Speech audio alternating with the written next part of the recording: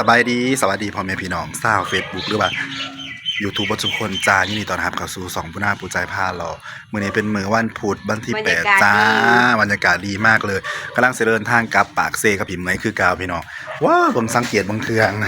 อันผู้หน้าผู้ใจฮันซุปสิเอามาส่งอยู่ล่าบางพุ่นว้าวของสิ่ง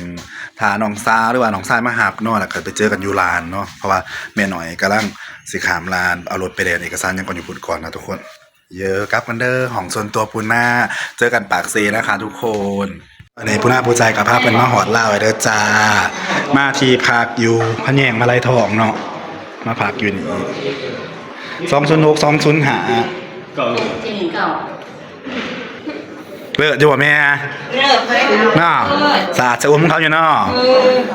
มันก็ไก่บ้านปูน่านี่เพราะได้ขี่รถจักรมาหยอกหาดิคันอยู่ในเมืองมันก็สิอันนี้หอมสะอาดของเขาอยู่เนาะเลิศมันมีอย่างนี้นี่คุณจะไปคุ้มเปิดดูเข้าคุณเจ๊หายอยู่หรอเปิดอะไรอยู่บ่ล่ะแล้วเอาไปใส่อะไรเด้เด้หอดได้เลิศจ้าปากเซสได้เปิดไฟอยู่สิได้บ่เอาไอ้การ์ดมาใส่มันบอกเลิศเอาเข้ามาเปิดเองให้เด้อหอดนะสะองสะอาดของเขาอยู่เนาะเลิศมากค่ะเก็บตู้เย็นไว้ก่อนหลังจากได้ห้องแล้วเนาะทุกคนก็สิพากันไป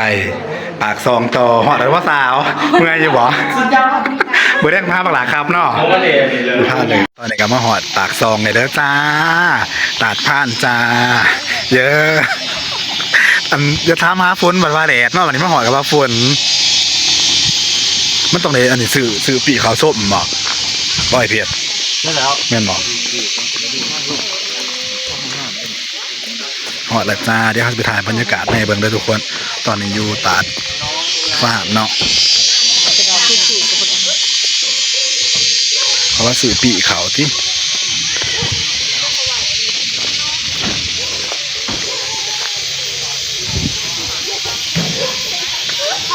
ตอนทุกคนที่เขาจะเข้าไปรอนะทุกคนตอนนี้เขากำลังสีขาวไปชมธรรมศาสตร์เด้อจ้ามีคนไทยมาคนหนึ่งนะครับเลิศถ้าเขาทราบพันกี่มันทุกคนเขาชมนะคือบัตรและทราบที่จริงหันเดี๋ยวสวัสดิ์ซูฟ้างถ่ายคลิปอยู่ไปเจอกันยังบนหนำโต๊ะทุกคนนี้เขาไปถ่ายบนหนำโต๊ะไห่เบิงเลยหอดได้เด้อจ้าเป็นแสดงความรู้สึกเมื่อเย็นมากเย็นดีมากอากาศดีเนาะฉ่ำมากถ้ามาฝนกับแดดเป็นไงต้องมาเจออยู่ดีหอดแล้วจ้าทุกคนอยู่ที่น้ำตกตาดฟ้านจ้าเมื่อยกันยังต้องทำอะไรดื่มเบียร์เนาะเขาต้องดื่มเบียร์มาเศร้าเมื่อยบอกขาดแอลกอฮอล์อันแม่งอะไรก็ห้องเลอะอยู่กำมวนอยู่เย็นอยู่บอกอากาศดีเนาะกันไปนี่ร้านกาแฟมุกไปกินกาแฟคนไทยคนหนึ่งกาแฟกับกาแฟกาแฟไทยกับกาแฟลาวแพงสุภาพเบะอยู่หรอทุกคนนะครับถ่ายบรรยากาศเด้อกินเด้อมุกเด้อแม่นี่บอกว่ามาสดตอนนี้กำลังพากันยางมาเบิ่งบอลแม่น้ำตกเนาะกับบอลพระหุ่นเสริงมีคาเฟ่มีอาหารอยู่นี่มีร้านอาหารกับเขาอย่างกันนี่ข้าวหุ่นก็บาทมัน1,200ผมบอกว้าวทุกคนแมนเป็นคนลาวประมาณกระแบบเขาเลยนะแม่คนลาว20,000ต่างประเทศแพงนะ100ต่างประเทศอันเป็นไกด์จำเป็นมือหนึ่งแล้วจ้าหอดแล้วจ้าว้าวคนนะน้ำตกนะคะทุกคนถ่ายรูปไม่ใช่ล่ะถ่ายคลิปกันว้าวทุกคนหอดแล้วเด้อตัดทานนะคะว้าว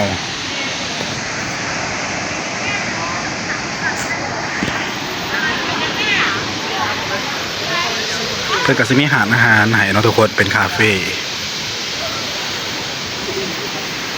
เหาะดับบอสามไงบอไก่บอ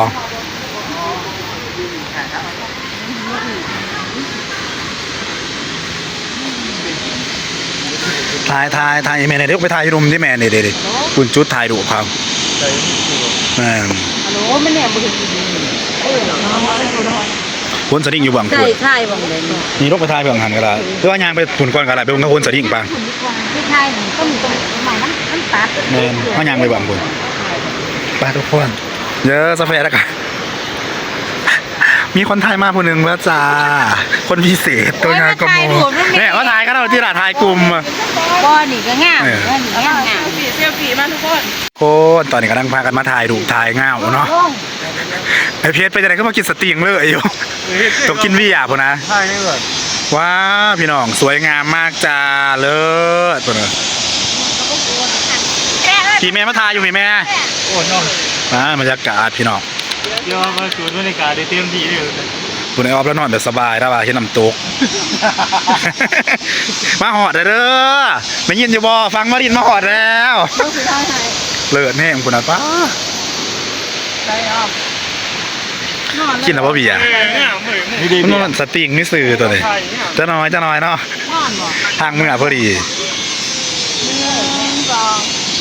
มาประชนภัยวันที่สาม ผู้เรียนถ้าจังไปแม่สิ ป้าแปลงเลย หน่อยนะ ยังเกาะนะลาวาค่ะทุกคนตอนนี้กำลังเดินทางมาหอดเนาะก่อนสิกลับไป โอ้ยปูนา เป็นอะไร เบิด โอ้เรื่องมีแล้ววะอันเปิดกระบะเพิ่นก่อนทุกคนเลยว้าวรถตัวนี้อลังการแฮะสมคัญใหญ่อลังการแท้แพ้มาถ่ายรูปให้แน่ทุกคนอยู่หน้าว่าเราเดี๋ยวเขาจะเข้าไปข้างในสั่งเป็นกาแฟด้วยว่ามีมุมถ่ายหูปให้น้องทุกคนเนาะหลังจากไปถ่ายหูปแล้วก็สั่งกาแฟพูดละแก้วเนาะก็สิพากันกลับไปปากเซ่แล้วก็สิไปต่ออยู่หัวปิ่นเนาะทุกคนจะไปกินหัวปิ่นรู้สึกจะได้ซ้ำเมื่อจะบอก ไปกินอะไรก็ต้องสดสื่อเนาะนางแข่งฝนเมื่ออีกแล้วจ้าฝนกับตุกเลยอยู่วันไอเพชรน่าจะกินเบียร์นะเอาเบิ่งว่านี่เพราะว่ามีหมูกินด้วยกันดื่มมาเลยพ่อไอเพชร ไม่อยาก เบียร์เด้อมาเอาท่านจะกินเบียร์ละเอาโย สาวรถกันยางค่ะ